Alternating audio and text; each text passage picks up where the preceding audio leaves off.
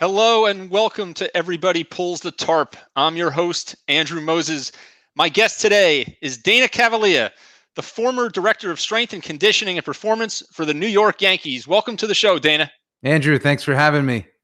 Coach Dana, it's great to have you. I'm looking forward to digging into your career and all of your experience with you. But I have one question. So do you ever recommend that the guys, if the weight room's full, that they go out there and pull the tarp? I have never made that recommendation, but I do know just how heavy those tarps are. Not that I've ever pulled one either. I pulled it a few times, as I've talked about on this show, and it is harder than it looks. Oh yeah. So Coach Dana, where I want to begin is the topic of work ethic. I know it's something that you're really, really passionate about. And one of the things I'm always really curious about is work ethic in from your viewpoint something that you're either born with or something that you can learn and develop? Well, I think you can learn and develop any skill for the most part. That's my belief. If you have desire, which would mean you'd actually have to have some work ethic to start. So you can get better work ethic and improve your work ethic, but I also believe that you have to have something to start with, and that starts with a desire, right? You have to have a desire to be better. You have to have a desire to be great, right? Most people have a desire to be average. Most people have a desire to be good, but most people don't have an average, a desire to be great. So you've got to have some of that desire, and then it gets the wheel spinning. Yeah, it's like it's the question: do you love to win or do you hate to lose? Right? A lot of people love to win, but if you hate to lose, that means you play with a chip on your shoulder. You're playing the same game, but you're playing a different game. So that's what I believe. I believe that there's people that are, come from behind, underdog. I call them junkyard dog type personalities. Those are the guys and gals that I want on my team. And, they're a special group. Everybody, I always say, wants the results, but not everybody wants to or understands the work that needs to go into it to achieving those results. You've been around so many elite performers and elite leaders, in your career, and especially during your time with the New York Yankees, running that strength conditioning and performance program from 2007 to 2013. Is work ethic though always about working more, or is it sometimes about working smarter? Yeah, well, I think it's always about working smarter, and working smarter is just simply saying, what do I need to be great, right? So when we understand what we need as individuals to be great or to be better than we were yesterday, I think that's the real trick. It's not about just doing more and more and more. And, when I was a young kid, I used to think in order to be a great baseball player, it was the amount of swings that I took, not so much what I was doing with each of those swings. And then when I got to the big leagues and I got a chance to watch great players like Derek Jeter and, players like Mariano Rivera, I saw that they were very intentional in their work because they knew exactly what they needed and how much, of a certain skill or practice plan to be great. So that's what I saw amongst that group. It was a very different group, and therefore I learned a lot as well, just in terms of my own path while I was working with these elite performers. But most people overwork, and today in the personal development revolution that's going on, and everyone's a guru, self-help land. It's just routines on top of routines on top of routines, and the biggest problem is people are doing too much, and they don't know what is actually giving them a positive result and what's giving them a negative result, or what's keeping them, status neutral. What's interesting, we'll go to the other side of the city for the moment to Queens. I'm reading right now David Wright's memoir. Okay. And David tells a story in his book about early in his career, they were looking at his home and away splits. And when he was on the road, his batting average was much, much higher than at home. Yeah. And they always wondered what was driving this. And they had this thought that it was all based on the time he was arriving at the ballpark. When he was on the road, he arrived at the ballpark a lot closer to game time and took a lot less swings in the cage. When he was home, he'd show up at the ballpark at 8, 9 in the morning, and he'd be swinging all day. And what they discovered was that once they pared back, they essentially closed the batting cage for him, at home, and wouldn't let him in. Things started to level out. I guess that speaks to a little bit of what you're referring to there. Yeah, I mean, we've seen, playing at home is the hardest thing to do. Why is that? Because you're just at the park so much longer in general. So, it's a longer day. It's a lot more hours before the first pitch.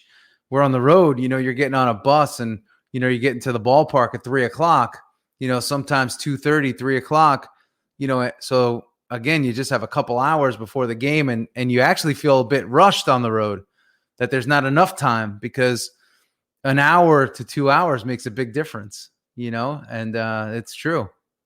A number of months ago, I had former MLB star Todd Zeal on this show, and Todd talked about distractions.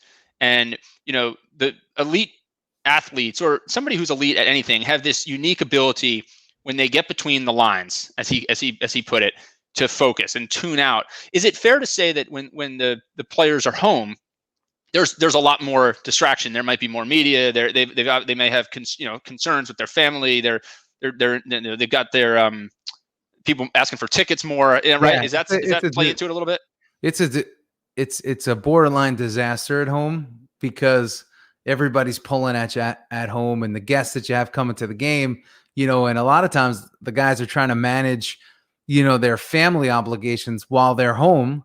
They'll try to, get to a game early on a Saturday morning, and then get to the ballpark. There's a lot of, the family stuff that goes on at home, and it's a lot. It's very draining, and that's why a player like, Derek Jeter, he didn't go down the family route early in his career. He waited till he was done playing. Not every player wants to do that or does that, but for him, he found that was something that helped him optimize his focus. So whether you're a New York Yankee or an executive or someone who's just starting their career, when there inevitably always are distractions, right? There's always things that are swirling around, and it's very hard to put your entire focus and sink, everything you've got into something. But what recommendation do you have to people who, they want to develop themselves in whatever craft they're involved in? How do they focus with everything swirling around them, regardless of what it is? Well, I think, again, it goes back to, again, I coach a lot of executives and I coach a lot of companies, and most people are trying to do too much. So they're working outside of their own core skill set, number one. And number two, they're trying to move too many balls at one time. And that's just not the way it works. You have to pick literally one thing and attack it and get it done, and then move on to the next. But coach, I have all these different things I have to get done. And I always say there's have tos, need tos, and want tos. And most people are too focused on the have tos. They fry themselves out because they're doing all these have to activities, and then they get to the want tos because they're easy. But the one thing they don't do is their need tos, because they're too focused on peripheral things, and they're not focused enough on those, what I call income producing activities, or IPAs, or MVAs, or your most valuable activities. So that's where you have to determine for yourself. You have to know what your most valuable activities are, and you have to know what your income producing activities are. And then it's your job to keep yourself within those rails. And that's where accountability and discipline come in, two traits that most people don't have. One of the things that I do, that I try to manage my own schedule and life, is trying to match up the times when I know that my brain and my body are most productive with the most challenging work that I have to do. And for me, I'm a morning person, so that is typically somewhere between 5 a.m. and 7:30, 8 a.m. So, I try and be really disciplined and get up early and make sure that the stuff that's going to require the most creativity, the most critical thinking, and the most attention to detail is happening in that kind of golden window. Is there something to that? There is. Unfortunately, that doesn't work in sports, because, I'm the same. I have the same window. I have a morning window, but I spent most of my career in a night business. So you have to figure out another way, right? So for me, it was to take a shower in the sixth inning to wake up. And that was something that did it. But I subscribe to that as well. You have to sort of know what your magical time period is for you. If you're a morning person, do as much as you can in the morning. And if you're an evening person, don't subscribe to the BS that's out there that you have to be a morning person or you're going to be a loser. That's not how it works. Some people say you got to be up at 4:30 if you want to win. And that's completely falsified information. So you and I have talked, Dana. This show is called Everybody Pulls the Tarp. It's all based on a philosophy that I have that great teams and great organizations are powered by individuals who contribute in unexpected ways, who do the small things that make a big impact. Whether it's a ball player for the Yankees, an executive that you work with and coach, what are examples of little things that everybody can do that make a very, very big impact in terms of their productivity and effectiveness? Well, a couple things that I always say is like, you could see who somebody is by what they do at Starbucks. And, you see a lot of people spill the milk and they don't wipe it up. You see a lot of people, in stores and they just walk by things that are on the floor. And the way I always look at life is there's right and there's wrong. And at the end of the day, if something's messy, we always look for, is it our job? Is this my job to do this? Like, I'm not hired by this company to do this. Let's say you're a patron somewhere, like in a Starbucks, it takes you no effort to keep a place organized around you. So I take that same mentality into everything that I do. So whether it's, an interview, for a small show, an interview for a big show, you have to show up correctly. And that's what I tell people, even in business, like everything matters, right? Excellence is a decision. And the decision is simply you showing up with your best every day. That's a decision. So your book, Habits of a Champion. Nobody becomes a champion by accident. Yeah. Dana, I want to talk about that a little bit. So, obviously there are some habits that the best at whatever, they're the best at have. How do you go about building and instituting these habits, right? Like you just said, there's right and there's wrong. So you want to do more right. There's good habits and there's bad habits. And it's up for you to identify what your poor habits are. And if you're unable to identify them for yourselves, that's where great coaching comes in. You can have somebody help you identify, what your weaknesses are. And some people today say, don't focus on your weaknesses, only focus on your strengths. Again, poor advice, because in times of stress and times of an amplified moment, you're not going to lean. Your mind typically doesn't go towards your strength. It's the little vulnerability and the little weakness that creates exposure and puts you actually in a risk position. So, ultimately, you have to know what your poor habits are in order to self-correct and in order to institute change. So I approach everybody one-on-one. I meet people right where they are in real time. And I feel that there's people that want to make a change, like I said, and people that are just interested in talking about it. How do you recommend that people, we talked a little bit about the distractions, and I hate saying the word distractions, right? Because that makes it sound like certain things are less important than others, right? But you need any performer, any executive has to be in the moment, has to live in the moment, and there's things that are swirling around them. How can people in this media craze, cell phone at your fingertips, I have 3 screens sitting here, including an iPad. How can people get more focused and build habits around that? Yeah, I think really what you just said, like in life, many of us are living with 3 screens on at all times. Do we need 3 screens on at the same time? So there's that saying, right, where it's like, oh, be where your feet are. That's a good recommendation. I just find a lot of high performers that I work with have a hard time doing it. And most of the time that's because their expectations are just too high. So you could actually become more effective as a leader, as a person, by lowering your expectation and actually executing on your lower expectations. Because if you can't execute on your lower expectation, there's no way you're going to achieve your higher expectation.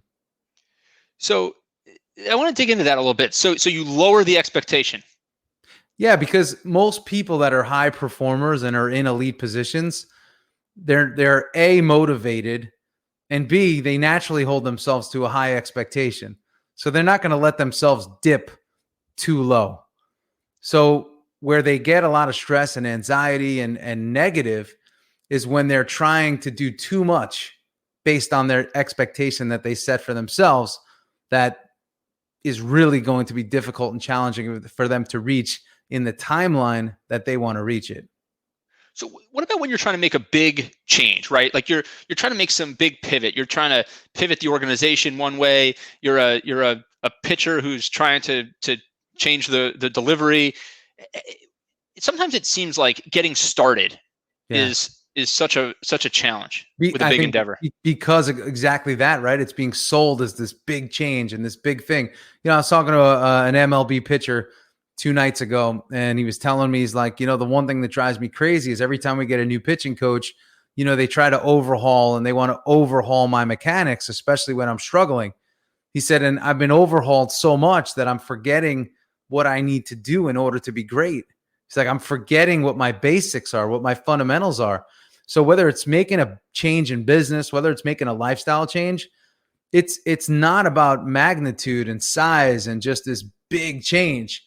It's actually more about the subtle change, and it's like big league hitters, right? It's all about tweaks. It's just, you're making tweaks. You're not overhauling. That's something that people need to understand. And even if you need to make a big change, it's the little changes that will lead to that bigger change. So what do you do with someone that you're coaching, whether it's in the big leagues or an executive? Do you celebrate those incremental wins? You say, hey, look, we just, we made a little bit of progress today, or we made a little bit of progress this week. We're going to keep building on it. Yeah, that's it, right? You're just tacking on. You have to score your first run before you could score 5. And that's the way I look at it. So even when it comes to nutrition, something I ask my clients, and when I set them up on plans, is, listen, what's your eating average? You get 21 meals in a week, 7 days, 3 a day, 21 meals. Did you go 21 for 21, 18 for 21, 19 for 21, or did you go 10 for 21? So we have to start to look at things in the most basic form. And when I, habit change with people, it's simple things, right? You want to lose weight, you want to change your physical, the first thing is to make sure your hydration is optimal, because if you're not taking in enough water, you're going to crave sugar and carbohydrates. Just molecularly, that's the way it works. So it's always simple things, and then you stay consistent in those simple things. And most people can't. If you told someone, listen, I need you to work out, they'll tell you, I don't have time. And if I said, well, listen, I just need you to do 10 jumping jacks a day for the next 30 days, I bet you 9 out of 10 people would fail. So it has nothing to do with time. Why do people always blame time? Because they're lazy. People are lazy as a result of them actually being comfortable. So, and that's the thing. I tell people all the time, don't make the excuse. Just admit to yourself that at this moment in time, you're lazy. You're not willing or wanting to make the change. So, because the only person you're doing is you're lying to yourself. So that's the worst thing that somebody could do, because you become, somebody that's chronically failing because they're not matching their own words. So they say one thing and then they don't do it. They say they're going to do it and they don't do it. Well, if you repeat that over 3 to 5 years plus, you realize that you don't do anything that you say, which is the most dangerous place to be in. Because then you're not letting down your coach or your manager, or your teammates. You're letting yourself down at that point. Yeah, and this goes way beyond sports. This is people all over the place. How many people say, "Hey, I'll get that to you by Friday." Friday comes, it's not there. I'll call you back. They don't call you back. I'll send you this. I'll let you know. I'll let you know is one of the useless sayings in society. I'll let you know means you're going to have to come hunt me down, or I'll get to that when I feel like it. So I look at life very binary in that way, where it's simple. If you say it, do it. And if you're not going to do it, don't say it, and be honest with yourself enough to know the difference. So I mean, you said before, so much of success is picking the things that you have that are your most valuable things that you're going to do. How much of it though is it sounds like a lot of it from your view is attitude, and it's about having the right attitude going into any of these types of things. Yeah, exactly. And when I work with people, I try to understand what's making them tick. And, when I ask this magic question to a lot of those that I work with, hey, what does winning mean to you? Most people cannot answer that question. Not with any detail. So right there, that's the fundamental miss. I was talking to a pitcher the other night, and I said, what does winning mean to you? He's like, I think I would like to throw, at least 190 innings. I said, okay, do you think that, or is that what you want to do? He's like, no, I think I want to do that. I said, no, you use think again. It's not think. Do you want to do this? Because our language is really powerful. So I find, again, a lot of people just are not fully committed to what they actually want to do. So what about, so there's the commitment and the attitude. Some people are just able to stay calm in high intensity situations more than others. Again, is that something that you're born with, or can you develop it? Like as just a bystander, Mariano Rivera looked just calm as could be. Yeah. In the ninth inning. Is that just the way he was born and his DNA, or did he? That's his makeup. And here again, it's just another misconception where you have to be calm to be great. I mean, I've seen a guy like Kobe Bryant would tell you, listen, when I got on the court, I wanted to rage. Like that's where I let it all out. So there wasn't calm there. So that's, again, we sort of latch on to these sayings or these ways that we believe that we're supposed to be. And that's where I coach people from. The only way you're supposed to be is the way that you're supposed to be. So then it's everybody. So then you've got, going back to the Yankees days, you got 25 guys, 25 different programs. Yeah. 25 individuals made up that team. It wasn't a team of 25, just 25 guys that were just a part of the team. It was 25 individuals, 25 individual stories, 25 guys that all have different likes, preferences, habits, and problems. 25 guys, some married, some not. Some with kids, some with not. Some with girlfriends, and some with just one. Or, you know what I'm saying? So right. Everybody comes from a different place. So there's no way that you could be a good leader and approach the team as a whole. You have to approach your team as individuals, and you have to realize that individuals make up teams. So then from your lens, right, whether it's so then every executive that you work with, it's just like the Yankees. It's 25 individuals. 25 and you have to have a game plan for each individual, and it's never going to be a carbon copy.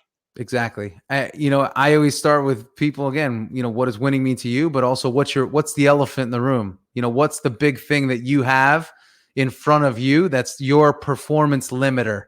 So for some people, it's like, hey, I have a horrible relationship with my wife. Well, I tell you what, I can get you in great shape. I could, make you mentally strong. If that is a problem and it's not worked on, it's a problem. You're not going to reach your optimal potential. So that becomes the first thing we work on, not the last. So you may be 40 pounds overweight, but if you identify and I identify with you that that's the big roadblock for you, that's where the program starts. How so you talk about roadblocks there a bit. How much, how often can one person impact a room in a positive way? I mean, does a manager in Major League Baseball get, I always say sometimes, I think the manager gets too much credit when the team does well, and they get too much credit when the team doesn't do well. What's your view on the importance of a leader in a clubhouse, or to just winning clubhouses just have more fun? Yeah, I think a manager that talks too much is a problem. I believe that a manager that speaks intentionally and speaks when they need to speak is probably a better manager. But most importantly, a manager that speaks to his players as individuals on a daily basis is a very strong manager. So, I got to work under Joe Torre, and he was very Godfather-like. So, we'd have a team meeting, not every day. I mean, we'd have a team meeting maybe once a month, sometimes if that, and the thing is, though, Joe would always be there. Like, he'd always come by you and sort of bump up against you and say, what's going on? How you doing? So it's just like in business, it's relationship based. It's So one to one, one to a few. exactly. It's sort of that Goomba management style where you're getting to know your people, you're understanding them, and you're not trying to push and do too much. Again, there's a lot of captains that over navigate and oversteer their ship. There's a lot of managers that overmanage. There's a lot of leaders that overlead. And there's a lot of overcompensation that takes place because people get these titles and they feel that they have to act accordingly, according to their definition of that title. But nobody says that you have to be doing things a certain way. You have to find your way. And that's my biggest issue today with all the leadership and personal development and books and everything that's out there, is that people become really good at reciting other people's words and believing that there's these standards and way of acting based on what they've read or what they've listened to. But you have to find your way. And until you do that, you're dead. You'll never reach peak. Coach Dana Cavalea, we'll let you go there. That is some great wisdom. I know that the next time I'm at Starbucks, I'm going to be watching to see what people do with the milk. This has been such a pleasure. I know I've learned a ton. I know our viewers and listeners have learned a ton as well. Thank you, Coach Dana Cavalea. And again, just a quick plug, Dana is the author of the book, Habits of a Champion. Nobody becomes a champion by accident. Thank you for joining Everybody Pulls the Tarp today. Thanks, Andrew.